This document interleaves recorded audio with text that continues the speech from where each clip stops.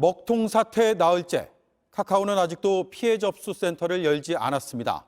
고객센터도 제대로 가동하지 않고 있습니다. 소통의 대명사를 자처했던 카카오. 하지만 지금까지 보여준 건 불통이었습니다. 시민과 소상공인의 피해는 눈덩이처럼 불어나고 있습니다. 카카오를 떠나는 사람은 계속 늘고 있습니다. 첫 소식 김도훈 기자입니다. 카카오 고객센터에 전화를 몇 차례 걸어봐도 상담원과 연결이 안 됩니다. 카카오페이 고객센터입니다. 죄송합니다. 현재 문의량이 많아 상담사 연결이 지연되고 있습니다. 사고 나흘이 지나도록 피해 신고센터도 열지 않았습니다. 카카오는 이번 주 내로 운영하겠다는 말만 합니다. 그 사이 소상공인 연합회가 어제 오후부터 피해 접수를 시작했습니다. 하루 만에 500명 넘는 상인들이 먹통 때문에 피해를 입었다고 신고했습니다. 동네 카페, 빵집 같은 소상공인이 대부분입니다. 주로 카카오톡 채널을 통해 소비자 주문을 받았는데 먹통이 되면서 주말 장사를 날려버린 겁니다. 일단 예약을 카카오로만 해서 받고 있는데 그 내역을 확인 못하니까 손님이랑 연락도 안 되고 하루 평균 한 50만 원 정도는 그래도 손해를 본 것 같아요. 소상공인한테는 너무 큰 금액이라. 카카오가 피해 접수엔 소극적이면서 불이 난 데이트 센터를 운영한 SK CNC와의 책임 공방에만 열을 올리고 있다는 비판도 큽니다. 카카오는 손해배상 논의를 SK CNC와 진행하겠다고 공시했는데 피해 책임을 나누기 위한 포석이 아니냐는 분석이 나옵니다. 이에 대해 SK CNC는 공시와 관련해 카카오로부터 사전에 들은 내용은 없다고 밝혔습니다. JTBC 김도훈입니다. 시민들은 이젠 카카오에 의존하지 않겠다며 다른 메신저나 택시 호출 앱을 찾기도 합니다. 카카오를 상대로 한 집단 소송 움직임도 더욱 빨라지고 있습니다. 장서윤 기자입니다. 카카오가 먹통된 뒤 다른 앱을 깔아 쓰고 있다는 시민들이 적지 않습니다. 라인 깔았었어요. 카카오톡이 좀 지금 말고도 여러 번 있었잖아요. 문제 있었던 적이 여러 번 있었고.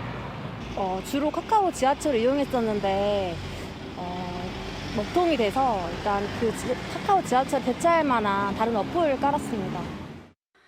오늘 구글 플레이 스토어에는 카카오를 대체할 수 있는 앱들이 인기 차트에 올랐습니다. 메신저 앱인 라인, 지도 앱인 팀앱 네이버 지도, 택시 호출 앱인 우티 등입니다. 먹통 다음 날인 16일, 카카오톡 사용자는 3,905만 명으로 먹통 전보다 207만 명 줄어든 것으로 나타났습니다. 반면 같은 기간 라인 사용자는 85만 명 늘었고 텔레그램, 페이스북 메신저도 20만 명 안팎씩 늘었습니다. 카카오페이, 카카오뱅크 같은 금융 서비스에 돈을 넣어뒀던 시민들도 불안해했습니다. 다시 카카오페이 되고 나서부터는 이제 돈을 다른 은행 쪽으로 다 옮기긴 했고요. 카톡이 이제 터지고 나서 신뢰감이 살짝 떨어져가지고 인터넷 카페를 만들고 피해 사례를 모으며 집단 소송을 준비하는 이용자들도 있습니다.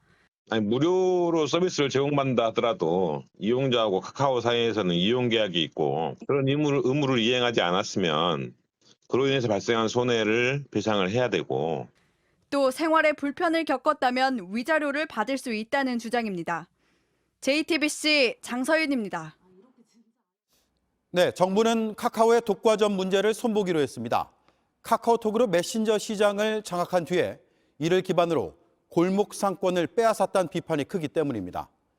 카카오는 그동안 계열사를 30-40개 줄이고 골목 상권에서 손을 떼겠다고 했습니다. 하지만 약속을 지키지 않았습니다. 오히려 보험 설계나 골프 연습장까지 손대고 있습니다. 공다송 기자입니다. 20년 넘게 보험 설계사로 일한 전효순 씨는 최근 들어 직업을 잃을까 걱정입니다. 지난주 온라인 플랫폼을 통해 여러 보험 상품을 비교하고 추천해주는 카카오페이 손해보험이 출범했기 때문입니다. 카카오에서 비대면으로 영업을 하게 된다면 저희 직업이 또 사라질 것 같고 또 사실은 저희 생계에 굉장히 위협을 느끼고 있는 상황입니다. 설계사를 관리하는 보험 대리점도 반발합니다. 저희는 연고나 소개에 의해서 우리 설계사분들이 영업을 하지만 카카오 같은 경우에는 방대한 DB를 가지고 급격한 시장 잠식을 하기 때문에 골목 상권을 죽이기 위한 그런 경쟁이 될 것 같습니다. 골프 연습장들도 동네마다 생기고 있는 카카오의 골프 연습 체인점의 울상입니다. 프로님들을 저희들이 모시고 온 분들도 있는데 데려가고 싶은 게 대다수가 많다 보니까 저희가 운영하는 입장에서 굉장히 힘든 부분이 많아요. 그 동네 상권 가격을 자기들 마음대로 와가지고 정해놓다 보니까 카카오가 이렇게 문어발식 사업을 하게 된 건 통신 시장을 장악한 덕분입니다. 12년 전인 2010년 카카오톡을 내놓은 뒤 무료 통화 서비스까지 하며 국민 메신저의 자리에 올랐습니다. 이후 택시와 대리기사, 금융은 물론 꽃집, 미용실 사업까지 진출하자 골목 상권을 침해한다는 비판이 커졌습니다. 이러자 카카오 김범수 이장은 지난해 국정감사에서 골목 상권에서 손을 떼겠다고 했지만 약속이 지켜지지 않고 있는 겁니다. 공정거래위원회는 윤석열 대통령의 지시에 따라 카카오가 독점 지위를 남용했는지 살펴보고 있습니다. JTBC 공다소입니다. 자, 이 와중에 피싱 메일도 돌고 있습니다. 카카오 복원하려면 이 파일을 설치하세요. 이런 메일을 받으면 절대 링크 같은 걸 클릭하시면 안 됩니다. 악성 코드가 담겼습니다. 전문가들은 북한 소행으로 추정하고 있습니다. 김민 기자입니다. 네트워크망에 문제가 생기면 국민의 일상이 마비되고 국가 안보에도 치명적일 수 있습니다. 대통령실에 이어 국무총리까지 국가 안보를 언급한 데는 이유가 있었습니다. 카카오가 먹통됐던 지난 일요일 오후 대북 분야 종사자들에게 메일이 왔습니다. 카카오팀 명의의 메일에는 데이터 센터 화재를 언급하며 카카오톡 업데이트 파일을 PC에 설치하라고 했습니다. 그런데 이건 카카오에서 보낸 게 아닌 해킹을 하기 위한 가짜 피싱 메일이었습니다. 당국이 이런 움직임을 파악해 재난 문자 등을 통해 주의보를 내리면서 아직 큰 피해는 나오지 않고 있습니다. 악성 프로그램을 뜯어본 전문가들은 먹통 사태에 혼란을 키우기 위해 새벽 시간대 급박하게 만든 걸로 봤습니다. 특히 북한 해킹과 관련해 민간 협력 회의를 통해 꾸준히 소통하는 한 전문가는 북한 소행이란 입장을 정부에 전달했습니다. 과거 북한의 해킹 조직들이 사용했던 IP 대역이라든지 도메인의 유사성 등이 굉장히 높게 확인이 됐고요. 또 악성 코드 자체의 기법들도 전문가들은 악성 코드를 담은 메일이 다시 유포될 가능성이 있다며 카카오 복원이란 문구가 제목에 담긴 메일은 열지 말 것을 당부했습니다. JTBC 김민입니다. 아태협의 대북 송금 의혹 소식입니다. 아태협이 3년여 전 평양에서 수만 달러를 북측에 전달한 정황을 어제 보도해드렸습니다. 당시 돈을 직접 전달한 의혹이 있는 인물, 바로 안부수 아태협 회장입니다. 저희는 안부수 회장이 대북 송금 의혹의 핵심 인물로 떠오른 만큼 실명을 공개하기로 했습니다. 그런데 의혹은 이뿐만이 아닙니다. 안 회장이 중국에서도 수십만 달러를 추가로 북측에 건넨 정황을 저희가 새롭게 취재했습니다. 먼저 이지혜 기자입니다. JTBC가 입수한 아태협 내부 문건입니다. 2018년 12월 26일 평양에서 달러화로 7만 달러를 전달한 정황이 담겨 있습니다. 그런데 이 문건에 따르면 중국에서도 거액을 환전해 전달한 내역이 있습니다. 2019년 1월 24일 중국 선양에서 달러화와 위안화로 지급됐다고 적혔습니다. 14만 5천 달러와 180만 위안, 합쳐서 약 43만 달러입니다. 평양에서 건넸다는 7만 달러까지 합하면 당시 우리 돈으로 5억 원이 넘습니다. 중국 항목에선 안전운반 지급이라고 돼 있는 부분이 눈에 띕니다. 당시 사정을 잘 아는 관계자는 북경에서 달러를 위안화로 환전만 하고 선양에서 북측 인사를 만나 이 돈을 전달했다는 의미라고 설명했습니다. 추적을 피하기 위해 환치기를 했을 가능성도 제기됩니다. 특히 쌍방울이 임원 60여 명을 동원해 중국으로 외화를 밀반출한 의혹을 받는 시점과도 겹칩니다. 실제 취재진은 안 회장이 2018년 12월 방북 당시 중국 선양 국제공항에서 쌍방울 박모 부회장과 함께 있었던 사진을 입수했습니다. 당시 방 부회장이 공항까지 함께했고 평양엔 안 회장과 아태협 관계자들만 간 것으로 파악됐습니다. 검찰은 해당 문건과 안 회장의 출입국 기록을 토대로 쌍방울 자금이 북한에 전달된 정황을 들여다보고 있는 것으로 알려졌습니다. JTBC 이지혜입니다. 아태협이 북한에 돈을 건넨 정황은 또 있습니다. 저희가 영수증 파일을 입수했는데 북한식인 령수증으로 되어 있습니다. 아태협이 들여온 그림값을 북한에 주기 위해 만든 걸로 보입니다. 이어서 김지성 기자입니다. 아태협과 경기도가 함께한 지난 2018년 11월 남북 행사에 전시된 북한 그림들입니다.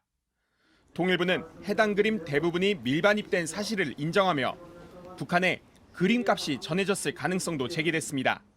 거래 형태나 또는 물품 대금 문제 아니면 사실 또 뭐 비자금 같은 목적을 이용해서 터무니없는 고액을 물품 대금으로 지급할 가능성은 있습니까?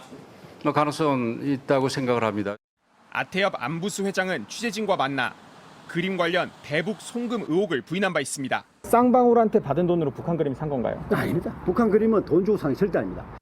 취재진이 입수한 아태협 내부 문건입니다. 영수증에 북한말인 령수증이라고 적혀 있습니다. 금액은 2만 6천 미국 달러와 50만 중국 위안, 합쳐서 약 10만 달러입니다. 지불일은 2019년 11월 23일입니다.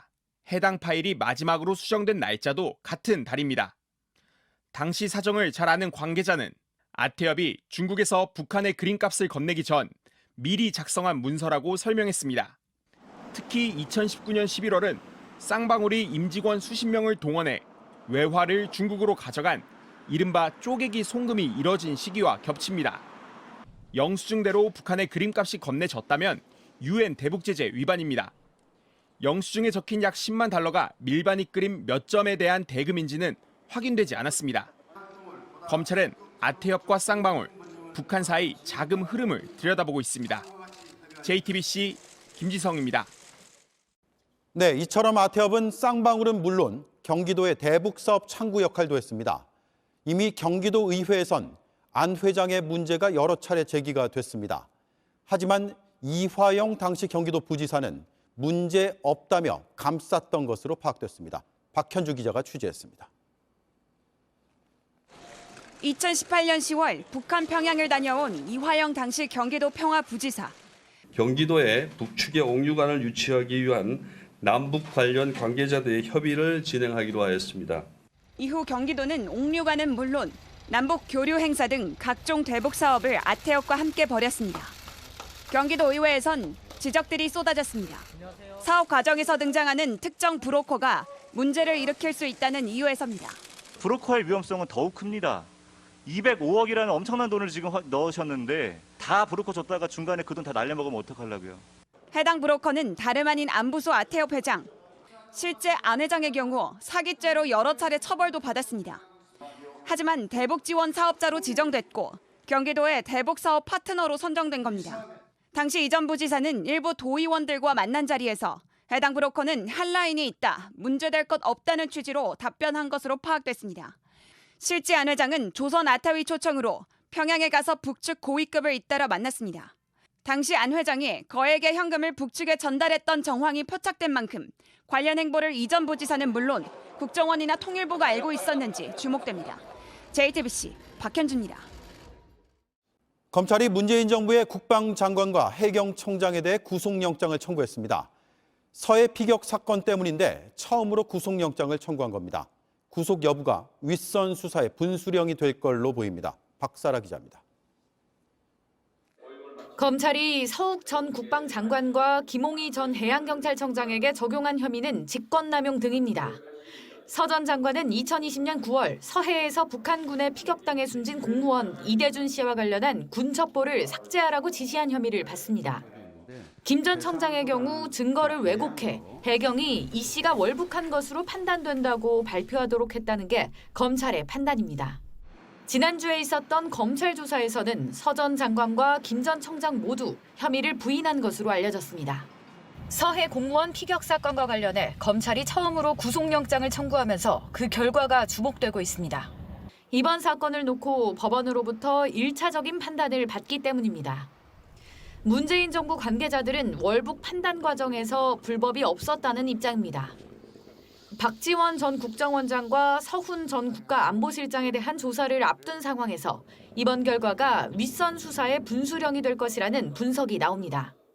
JTBC 박사라입니다. 네, 오늘은 어제보다 더 추웠습니다. 대관령은 기온이 영하 4도까지 내려갔는데요. 모레 아침까지는 단단히 대비하셔야겠습니다. 자세한 날씨 박상욱 기자가 전해드립니다. 두툼한 외투에 목도리도 했습니다. 생각보다 지금 추운데요. 바람이 불어가지고. 옷차림만 보면 겨울입니다. 이제 벌써 패딩을 꺼내야 될 시기가 온 것 같고 벌써. 오늘 새벽 대관령은 영하 4도, 설악산은 영하 3.7도까지 떨어졌습니다.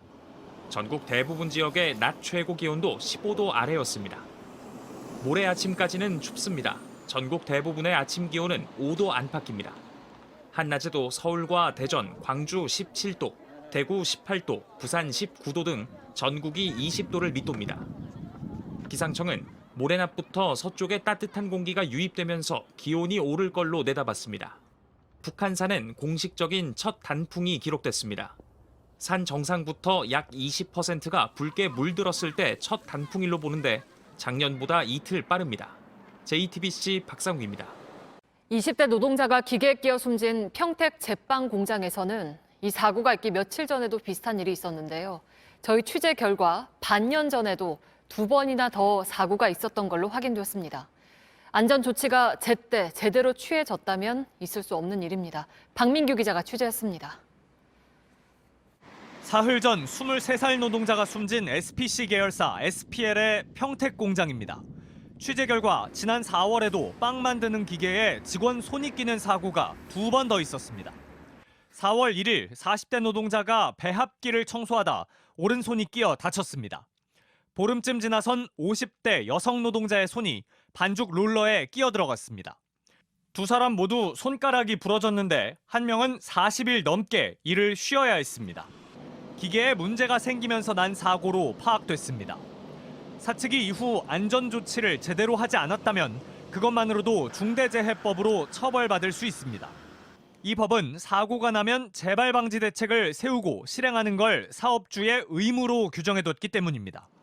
SPC 측은 어떤 조치를 했는지 지금은 확인할 수 없다고만 했습니다. 이 공장에서 최근 5년 동안 일어난 끼임 사고만 15건입니다. 어떻게 하면 그런 사고가 안 일어날까에 대한 대책을 세우는 게 아니고 노동자들을 모아놓고 꾸짖고, 특히 이번 사망 사고가 난 배합기에는 손끼임을 막아주는 덮개가 제대로 설치되지 않거나 열려 있었습니다. 모든 기계에 안전장치가 설치되어 있다고 설명하다가 거짓이 들통나기도 했습니다. 그런데도 이 공장은 산업안전공단으로부터 안전사업장으로 선정돼 그동안 근로감독을 면제받아왔습니다. JTBC 박민규입니다. 일상을 벗어난 자유로운 축제 소식은 반갑습니다. 코로나 때문에 막혀있던 시간들을 지나서 여러 축제들이 다시 열리고 있는데요. 더 많은 사람들이 더 즐겁게 즐길 수 있도록 저희 김한수 기자가 축제의 아쉬운 뒷모습들을 돌아봤습니다. 지난 주말 열린 서울 이태원 지구촌 축제. 코로나19 이후 2년여 만에 열린 축제에는 약 100만 명의 시민이 찾았습니다. 이태원 와가지고 보니까 약간 코로나 끝난 느낌이고 사람들 많이 다녀서 좀 활기도 넘치고 그랬던 것 같아요. The atmosphere is really fun tonight. Like everybody's just out. It's a great night, and I'm very happy to be here. 축제가 끝난 거리를 둘러봤습니다. 가로수 옆에 쓰레기 더미가 쌓여 있고 일회용 컵과 용기도 여기저기 버려져 있습니다. 거리엔 담배꽁초와 술병, 플라스틱 컵 등이 나뒹굽니다. 쓰레기를 버리지 말라는 안내판이 무색합니다.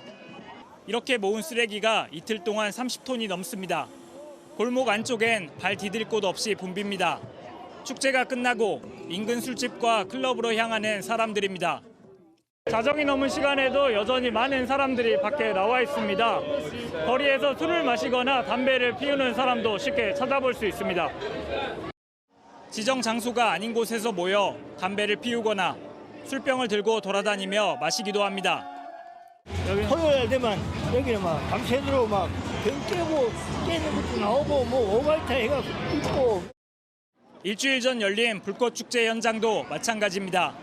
불과 몇 분 전까지 사람들이 있었지만 잔디밭엔 먹다 남긴 음식과 쓰레기만 남아 있습니다. 범죄도 잇따랐습니다. 지난달 서울 잠실 경기장에서 열렸던 행사 직후엔 경찰의 음주 단속에 적발된 이들이 많았습니다. 또 다른 행사에선 마약을 복용한 채로 축제를 즐기던 20대 등 6명이 경찰에 붙잡히기도 했습니다. 2년여 만의 자유, 한편에선 일부의 일탈이 모두를 위태롭게 하고 있습니다. JTBC 김한수입니다. 러시아가 우크라이나에서 물러서지 않겠다며 연일 목소리를 높이고 있습니다. 하지만 현실은 조금 달라 보입니다.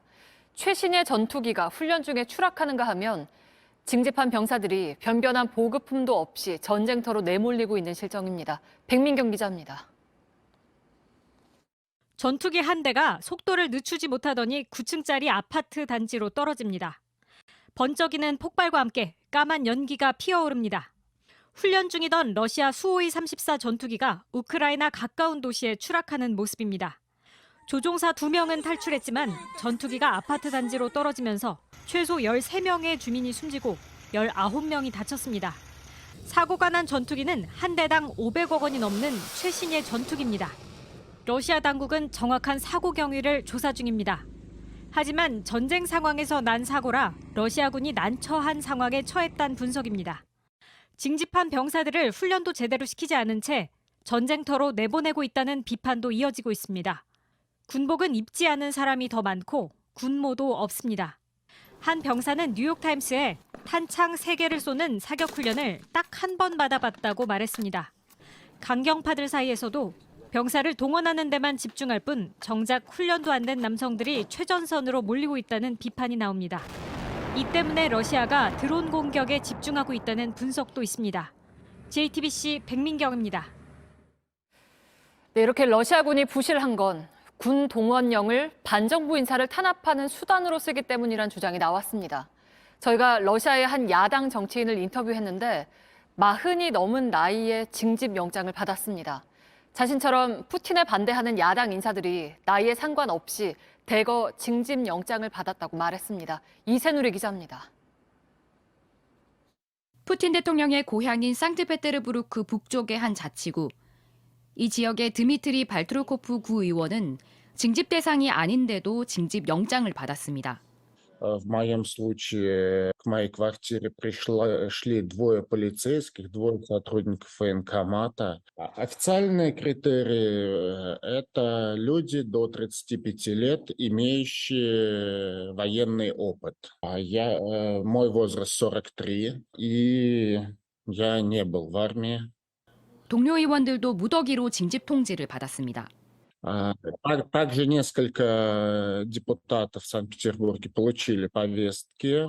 Мой коллега из соседнего района, которому 50, тоже получил повестку, причем не дома, а на своем рабочем месте в здании муниципалитета. 발트로코프 의원은 징집영장이 푸틴에 반대하는 세력을 탄압하는 정치 보복수단이 됐다고 비판했습니다. 이 의원은 지난달 러시아 하원에 푸틴 대통령 탄핵 결의안을 제출했습니다. 우크라이나 전쟁을 일으켜 반역죄를 지었다는 내용입니다. И что очень важно, все они оппозиционные депутаты. Ни одного депутата, который представлял бы партию власти. 비록 동원 대상이 아니어도 징집 영장을 받으면 강제로 끌려갈 수 있는 상황. 발트로코프 의원은 징집을 거부하기 위해 몸을 숨긴 상태입니다. 러시아가 무차별적으로 징집에 나선 건 사실상 전쟁 물자가 부족하기 때문이란 분석입니다.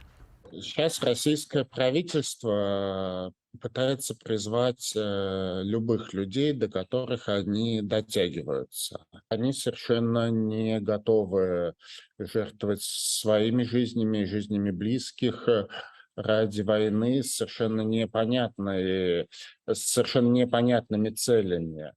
발트로코프 의원은 계속 전세가 불리할 경우 푸틴 대통령이 핵을 쓸 가능성도 있다고 언급했습니다. JTBC 이세누리입니다. 네, 지금 보시는 건 온라인 중고거래 사이트에 올라온 글입니다. 방탄소년단 멤버가 썼던 모자다. 여권 만들러 왔을 때 두고 간 건데 이걸 1,000만 원에 팔겠다는 내용입니다.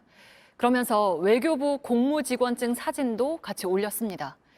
이 글을 놓고 논란이 일자 외교부는 확인해보고 있다고 밝혔습니다. 자세한 내용 김재형 기자입니다. 최근 한 온라인 중고거래 사이트에 검정색 벙거지 모자를 판매한다는 글이 올라왔습니다. BTS 멤버 정국이 직접 썼다며 1,000만 원을 제시했습니다. 돈 주고도 구할 수 없는 물건, 세계적으로 유명한 가수이기에 소장 가치가 더욱 올라갈 것이라고 홍보했습니다. 판매자는 자신을 외교부 직원이라고 소개했습니다. 직원증도 올렸습니다. 지난해 BTS가 외교부 여권과에 왔다가 놓고 간 모자를 주었다는 겁니다. 분실물이라고 신고했지만 기한인 6개월간 찾지 않아 갖게 됐다는 주장입니다. 실제 BTS는 지난해 8월 UN 총회에 참석을 앞두고 외교관 여권을 발급받으러 여권과를 방문한 바 있습니다. 하지만 세계적인 스타가 잃어버린 물건을 고가에 판다는 사실이 알려지자 논란이 일었습니다. 외교부는 직원증은 맞다면서도 판매자가 현재 근무 중인지 여부를 확인 중이라고 했습니다. 논란이 되자 현재 판매글은 삭제된 상태입니다. JTBC 김재현입니다. 서울시가 마포구 상암동에 쓰레기 소각장을 새로 짓기로 한 계획을 놓고 주민들의 반발이 계속 이어지고 있습니다. 오늘 서울시가 주민들을 대상으로 설명회를 열려고 했는데 비명 소리와 몸싸움 끝에 결국 무산됐습니다. 백희영 기자입니다.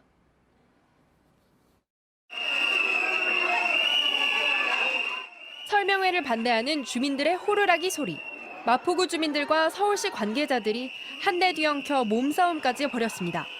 여기저기서 비명이 터집니다. 서울시가 새 쓰레기 소각장을 상암동에 지으려는 이유를 설명하려 마련된 설명회는 결국 무산됐습니다. 시민분들하고 시장님께서 약속한 주민 설명회를 연기를 해서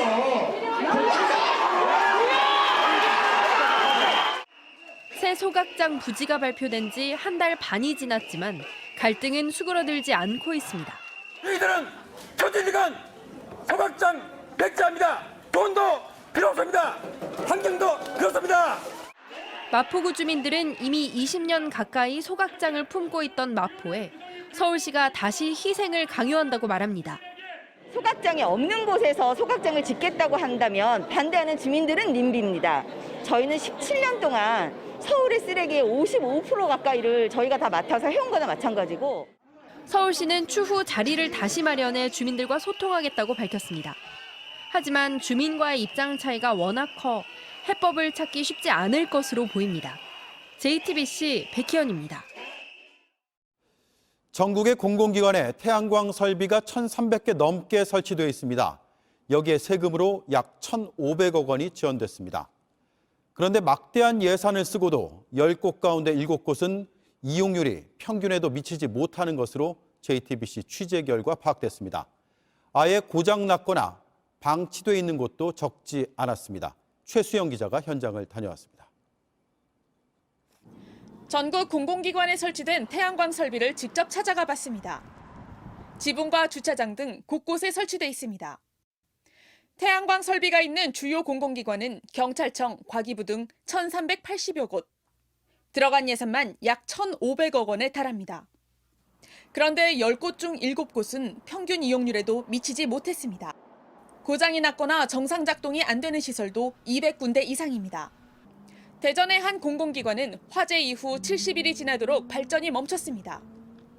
하자가 왔다고 했는데 그 원인을 지금 조사 중이고 소방서가 오래 걸리더라고요. 전북의 한 파출소는 설비가 고장났었지만 현황조차 몰랐습니다. 저밖에 몰라요. 관리도 허술했습니다. 크게 따로 관리는 안 하고 있죠. 이상 있으면 뭐 수리하거나 이런 하는데. 한국에너지기술평가원의 전문가는 JTBC에 이용률이 크게 떨어지는 건 경제성이 없는 곳에 잘못 설치했거나 유지 관리를 못했기 때문이라고 지적했습니다. 세금 낭비란 지적도 나옵니다. 국민의 혈세를 낭비하는 정량적인 형태이거든요. 전수조사를 통해 가지고 이용률을 제고시켜야 한다고 생각합니다. 한편 신재생 에너지 사업에 대한 본감사에 착수한 감사원은 공공기관 태양광에 대해서도 비위 여부를 살펴볼 것으로 알려졌습니다. JTBC 최수연입니다. 네, 공공기관이 태양광 설비를 운영하는 데에도 문제가 있었습니다. 일반적으로 태양광 전력이 남으면 이걸 한전에 되팝니다. 하지만 이런 거래를 하는 공공기관은 전체 2%에 불과했습니다. 다시 말해 98%는 전력이 남더라도 그냥 버릴 수밖에 없다는 얘기입니다. 이어서 하예빈 기자입니다. 한전은 2005년부터 남는 태양광 전력 등을 다시 사오는 상계 거래 제도를 시행하고 있습니다. 신재생 에너지를 더 효율적으로 쓰기 위해서입니다. 그런데 태양광 설비가 있는 공공기관 1,300여 곳 중 33곳만 상계 거래를 하는 걸로 확인됐습니다. 전체의 2% 수준에 불과합니다. 나머지 98%는 별도 조치가 없으면 만약 전기가 남더라도 버려질 수밖에 없는 겁니다. 하지만 태양광 사업을 추진한 에너지공단 측은 전력 관리 상황을 파악하지 못하고 있습니다. 사용자가 신청을 하는 겁니다. 한전의 판단에 따라서 하는 거거든요. 거기도 다 저희가 확인하지는 않는데. 특히 방학이 있고 코로나로 단축 수업을 한 학교 건물은 그간 남았던 태양광 전력이 더 많을 수 있습니다. 실제로 교육부가 설치한 전국 유치원과 학교 430여 곳의 태양광 설비는 잉여 전기량이 170만 킬로와트가 넘습니다. 4인 가족 기준으로 약 5,800가구가 한 달간 쓸 수 있는 양입니다. 여러 정부 부처가 태양광 보급에만 치중했을 뿐 효율적인 운영엔 사실상 손을 놓고 있었다는 지적이 나옵니다. 설치 용량도 잉여 전기량도 어느 정도 되는지 추정조차 어렵습니다. 시설을 혈세를 들여 지은 만큼 보다 효율적인 감독이 필요하겠습니다. JTBC 하혜비입니다. 한국관광공사의 명예 홍보대사인 가상인간 여리지입니다. 한국의 문화와 관광지를 알리려고 만들었죠. 여리지의 소셜미디어 구독자가 꽤 많이 느는가 싶었는데 알고 보니 돈으로 산 가짜 계정을 상당수 동원해 구독자를 불린 것으로 확인됐습니다. 최규진 기자가 취재했습니다. 국내 유명 관광지를 방문해 소개하고 있는 이 여성. 한국관광공사가 지난 7월 명예 홍보대사로 위촉한 여리지입니다. 제작비 약 8억 원을 들여 만든 가상인간입니다. 여리지의 인스타그램 구독자는 지난달 10,000명을 넘기더니 이달 들어선 3일 만에 15,000명으로 불어났습니다. 구독한 계정들을 추적해봤습니다. 상당수가 누군가의 얼굴 사진을 올려놨을 뿐 실체가 없는 가짜 계정이었습니다. 확인 결과 여리지의 인스타그램을 운영하는 대행사가 가짜 계정을 동원해 구독자를 늘린 것으로 나타났습니다. 공사 측은 몰랐다는 입장입니다. 사전 보고 없이 인스타 팔로우 중대 광고를 실시하고 있는 것을 인지를 했고요. 운영사 입장에서는 이제 좀 욕심을 낸 게 아닌가라는 생각. 확인된 가짜 구독자는 이달에만 5,100명, 이런 계정을 사는데 220만 원이 들었습니다. 앞서 지난달엔 3,000명이 가짜 구독자였습니다. 전체 구독자의 절반 이상이 가짜였던 겁니다. 공정성이 중요한 공공기관에서 명예홍보대사 홍보를 위해서 부정 구매를 해서 팔로워를 늘린다? 이건 이제 어처구니 없는 일이죠. 공사 측은 가짜 계정이 더 있는지 파악하고 운영사를 상대로 손해배상 청구 등 법적 조치를 검토하겠다고 밝혔습니다. JTBC 최규진입니다. 전화통신 판매원이나 창구 직원처럼 감정 노동을 하는 노동자를 보호하는 법이 시행된 지 오늘로 4년째입니다. 현장에서 느끼기에 얼마나 나아졌을까요? 조보경 기자가 들어봤습니다. 전화를 받자마자 욕부터 내뱉습니다. 무슨 말씀이세요? 욕설하시는 상담 어렵습니다. 더 심한 것도 많습니다. 개, 돼지에 비교하거나 개처럼 짖으라고까지 합니다. 감정노동자 보호법이 시행된 지 오늘로 딱 4년입니다.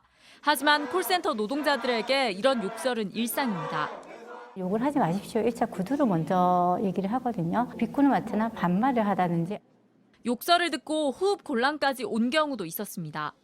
너무 이 가슴 떨림이나 호흡이 가빠져서 더 이상 전화를 받을 수가 없는 상황이라는 걸 제가 판단을 하고 조퇴를 했지만 무급으로 처리됐습니다. 노동자가 이런 욕설을 들으면 법적으로 일정 시간을 쉴 수 있습니다. 하지만 그림의 떡입니다. 신입들은 사실 그 매뉴얼이 있는 것 자체도 모를 거예요. 어느 폭력이 있을 때 어떻게 대처를 해야 되는지도. 쉴 수 없는 분위기도 문제입니다. 관리자 팀장들이 그거를 청취를 또 해요. 나도 약간 완벽하게 친절하지 못했던 것 같은데 라는 생각이 들면 아예 말하지 않고 그냥 자기가 삭히는 경우도 굉장히 많고. 우선 지금 만들어져 있는 매뉴얼이 제대로 지켜질 수 있도록 해야 합니다. 그렇지 못했을 때 사업주를 처벌하거나 사업장에 불이익을 주는 방안도 필요합니다. JTBC 조보경입니다. 요즘 일본에선 상점가마다 외국인 관광객들이 붐비고 있습니다. 엔화 가치가 32년 만에 가장 낮은 수준으로 떨어졌기 때문인데 정부가 나서서 물가를 잡으려는 우리와 달리 일본은 경기 부양을 위해서 사실상 엔저를 방치하는 것도 이유라고 합니다. 도쿄에서 김현애 특파원이 전해왔습니다. 호주에서 온 관광객들이 방금 산 겨울옷을 꺼내 보입니다. We've got lots more shopping to do tomorrow. We'll go to Shinjuku. 일본 정부가 비자 없이도 자유롭게 관광을 할 수 있도록 한 데다 마침 엔저 현상으로 해외 여행객이 늘고 있습니다. 저는 지금 외국인 관광객이 가장 많이 찾는 일본 아키하바라에 나와 있습니다. 엔저로 실제로 얼마나 쇼핑을 하는지 한번 알아보겠습니다. 동남아에서 여행 온 가족도 전자제품을 잔뜩 샀습니다. 미국 관광객은 엔저 덕분에 쇼핑하는 게 부담이 적어졌습니다. I'm glad that Japan opened up again. I'm here to spend money. 덩달아 환전소도 바빠졌습니다. 지금 제가 나와 있는 곳은 우에노 아메요코 시장입니다. 환전소를 어렵지 않게 찾아볼 수 있는데 달러당 150엔에 거래할 수 있다는 안내문을 볼 수 있습니다. 欧米の人であったり、東南アジアの方、大きい方ですと100万円単位の方はいらっしゃると思います。 부동산 시장에도 외국인들이 몰립니다. 円安ということはやっぱり日本の不動産価格が外国人にとっては、外国資本にとっては、バーゲンセールのようなもので 올 들어 32년 만에 최저 수준까지 엔화 가치가 떨어지면서 일본의 외국인 관광객 발길은 당분간 계속될 걸로 보입니다. 도쿄에서 JTBC 김현희입니다. 식품의약품안전처가 음식 이름 앞에 마약이란 말을 붙이지 못하게 하는 방안을 검토하고 있습니다. 마약 김밥, 마약 치킨 같은 것들이 있을 텐데요. 사람들이 마약을 너무 친숙하게 느낄까 봐 걱정돼서 그렇다는 건데 시청자분들 생각은 어떠신가요? 정인아 기자가 전해드리겠습니다. 마약 김밥 2개 주세요. 중독될 만큼 맛있다는 의미로 음식 앞에 마약이라는 단어 들어가는 경우 많은데요. 행정안전부에 따르면 전국 식당 중 이름에 마약이 들어간 곳은 200곳이 넘었습니다. 곳곳에 마약이라는 단어가 보입니다. 그런데 앞으로 못 볼 수도 있습니다. 국회에서 식품 표시나 광고에 마약 같은 유해약물과 관련된 표현을 쓰지 못하게 하는 법안이 발의돼 논의되고 있기 때문입니다. 미성년자가 마약을 기호식품처럼 여길 수 있다는 우려 때문입니다. 호기심을 일으킬 만한 그런 부분들은 배제하고 가는 게 더 좋을 것 같아요. 엄청 김밥, 굉장 김밥 이런 거. 다만 음식을 파는 입장에선 바꿔야 할 게 많습니다. 기본 포장지하고 사업자 등록증 이런 게 좀 바꾸기가 조금 귀찮기는 해도 부담은 가지만 정부가 나서 규제를 하는 게 맞는지에 대한 논란도 나올 수 있습니다. 식품의약품안전처는 종합적으로 고려해 구체적인 안을 만들겠다고 밝혔습니다. JTBC 정인아입니다. 제주 서귀포의 한 돼지 농장이 제대로 폐기물 처리도 안 한 채 땅속에 통째로 묻혔다는 의혹, 앞서 저희 JTBC 밀착 카메라가 보도를 해드렸습니다. 더 취재해보니 농장에서 불과 1.5km 떨어진 곳에 지하수 오염에 상당히 취약한 지하수 보전지구 2등급 지역이 있는 걸로 확인됐습니다. 경찰이 오늘 2주 만에 강제 굴착 조사에 들어간 현장도 담아왔습니다. 이상엽 기자입니다. 굴착기 2대가 땅을 팝니다. 월동무가 바퀴 자국에 짓눌리고 줄을 맞춰 자라던 무밭이 금세 진한 흑색으로 바뀝니다. 경찰이 2년 전 폐업한 제주 서귀포의 한 돼지 농장에 묻힌 폐기물을 찾는 겁니다. 농장이 문을 닫은 건 2020년. 이때 폐기물과 분뇨 처리를 제대로 안 한 채 축구장보다 더 큰 농장 전체가 땅속에 통째로 묻혔다는 의혹이 제기됐습니다. 양동장 창고가 있던 부지를 먼저 굴착했는데도 상당량의 폐콘크리트와 폐판넬들 건설 폐기물이 매립되어 있었고 흙 속의 폐콘크리트 조각들이 모습을 드러냅니다. 찢긴 플라스틱, 배수관, 철근 등이 쏟아집니다. 타이어와 침대도 나옵니다. 오늘 하루 농장의 10%를 파내자 200톤에 이르는 폐기물이 나왔습니다. 그런데 JTBC 취재 결과 농장에서 가까운 거리에 지하수 보전지구 2등급 지역이 있는 걸로 확인됐습니다. 가세오름과 토산봉은 지하수 오염 취약성이 높은 곳으로 폐기물 처리 시설이 아예 들어설 수 없습니다. 제주 지역 특성상 전체 물의 98%를 지하수에 의존하는 만큼 심각한 오염이 우려되는 상황입니다. 농장주 측 변호인은 불법 매립 사실을 인정하면서도 현실이 어쩔 수 없다고 말합니다. 지하 부분까지 완벽하게 처리를 할 수가 없답니다. 축산업계의 현실이 지하 부분은 모든 걸 다 깨끗하게 연결할 수 없어서 땅에서 파낸 건설 폐기물 양이 실제로 얼마 안 될 거라고 주장했습니다. 지금 여기에서 흙 털어내고 콘크리트만 순전히 재봐 몇 회나 나오나 트럭 한 트럭분밖에 안 넣죠. 땅속에 폐기물이 묻힌 사실을 모른 채 땅을 빌려 물을 심었던 농민도 현장을 찾았습니다. 누가 이거 다 건네주시네. 바탕을 안 보냐고. 영장도 중요하지만 시간 다 돼. 시골은 우리야. 누가 이걸 책임질 거냐고. 경찰은 농장 땅속에 건설 폐기물 1,400톤과 대지분뇨 100톤이 묻혔을 걸로 보고 있습니다.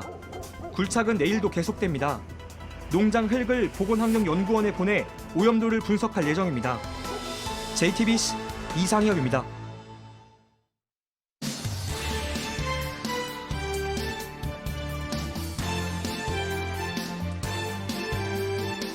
뉴스TDS 문이야기 백브리핑 시작합니다. 오늘 브리핑은요, 조롱의 경계입니다.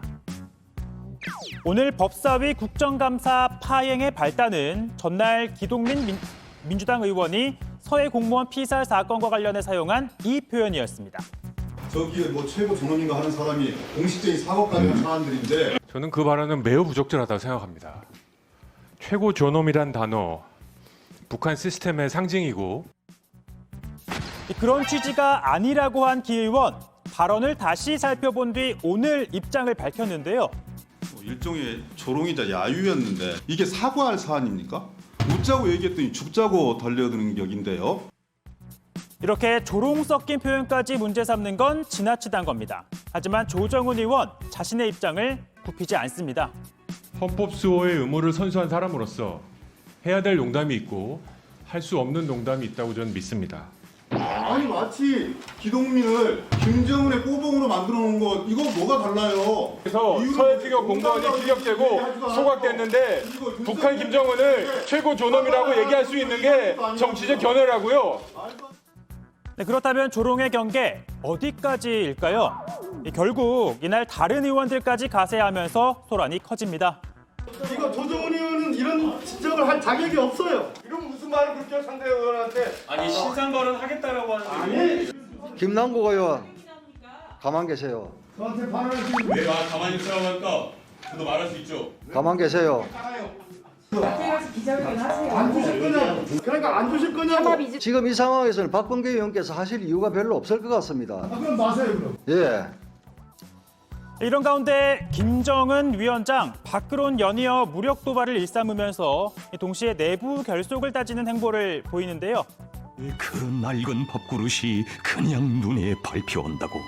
자기 손자 손녀들이 그런 그릇에 밥을 담아 먹는다면 동무들의 마음이 좋겠는가고 하시며 그리도 가슴 아파하신 우리 원수님. 이렇게 손수 새 그릇과 먹거리를 챙기는 모습을 홍보하고 있습니다. 다만 무엇보다 북한 사회에 지금 필요한 건 국제사회의 대화 요청에 응답하는 일 아닐까 싶습니다. 오늘 백브리핑 여기까지입니다.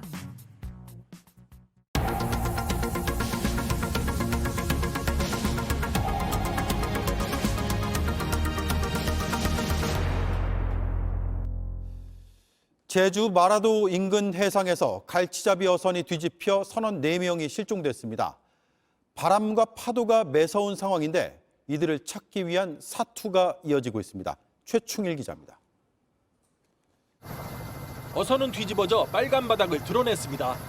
3m 넘는 파도가 선박을 때립니다. 이 파도를 뚫고 배경 수색대는 어선에 다가가려 반복해서 시도합니다. 파도와 바람이 강해서 수색대 안전도 보장할 수 없습니다. 조업을 나간 29톤급 어선과 연락이 끊긴 건 오늘 새벽 2시 40분쯤. 배는 결국 마라도 남서쪽 약 6.8km 바다에서 뒤집힌 채 발견됐습니다. 52살 임모 씨 등 한국인 2명과 외국인 2명 등 모두 4명의 선원이 타고 있었습니다. 수색대원들은 혹시 모를 생존 선원들을 찾기 위해 사투를 벌였습니다. 최대한 어선 가까이 다가간 뒤 수중 수색까지 이어갔습니다. 에어포켓 가능성을 살피기 위해서입니다. 하지만 바다 및 선실은 문이 열린 채 완전히 물이 가득 찼습니다.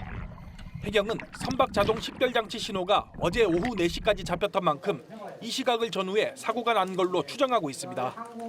갈치가 많이 잡히는 어장에 닻을 내리고 배를 세웠다가 거센 바람에 뒤집힌 걸로 보고 있습니다. 그쪽 해역에 갈치 어장이 형성돼가지고 그 어장을 선점하기 위해서 아마 먼저 나가 있지 않나 이렇게. 해경과 해군은 선박 29척과 항공기 2대를 동원해 수색을 벌이고 있습니다. JTBC 최충일입니다. 부산 생태공원 갈대밭에서 2주 사이 불이 6번이나 났습니다. 경찰이 운동하는 주민처럼 위장해 일주일간 잠복한 끝에 현장에서 불을 지르던 60대 여성을 붙잡았습니다. 이 여성, 앞선 화재들은 모르는 일이라며 부인하고 있습니다. 구석창 기자입니다. 시뻘건 불길이 갈대밭을 휘감습니다. 메마른 대지에 바람까지 불어 불꽃 튀는 소리까지 들립니다. 불을 붙여 딱 던져놓고 가. 부산 화명 생태공원에서 방화가 시작된 건 지난 5일 저녁.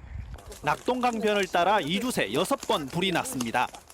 이렇게 갈대밭은 잿더미로 변했습니다. 중간중간 솟은 나무들은 까맣게 타 숯덩이와 다를 바 없습니다. 야, 이건 너무하다. 그만한 선에서 꺼지길 다행이죠. 불이 반복되자 경찰은 잠복에 들어갔습니다. 방화범이 눈치채지 못하도록 옷차림부터 바꿨습니다.